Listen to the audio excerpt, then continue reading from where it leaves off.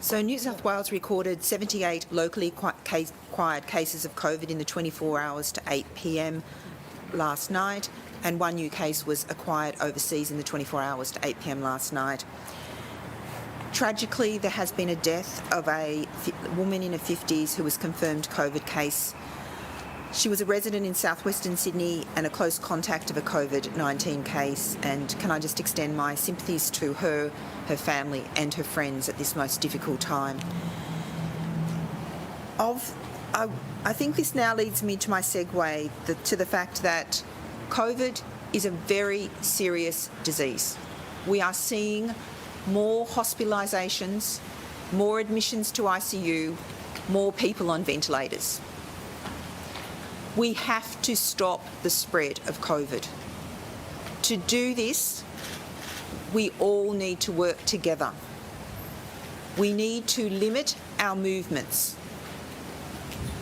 We need to consider whenever we leave our house that anyone with us, anyone we come into contact with, could convey the virus.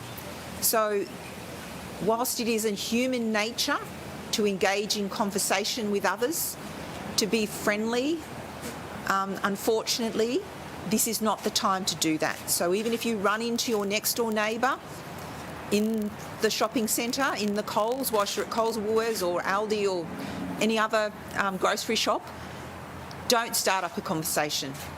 Now is the time for minimising your interactions with others.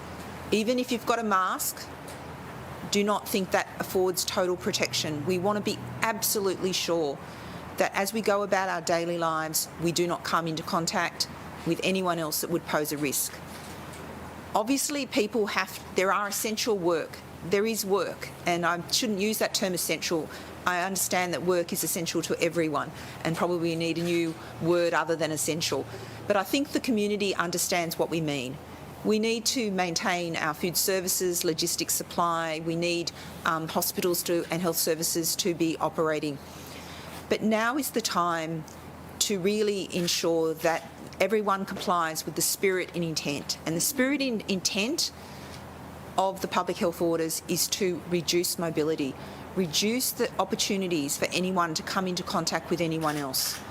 And so that responsibility is now firmly on workplaces to take those actions. And clearly we have seen the closure of a number of workplaces which facilitates that as well.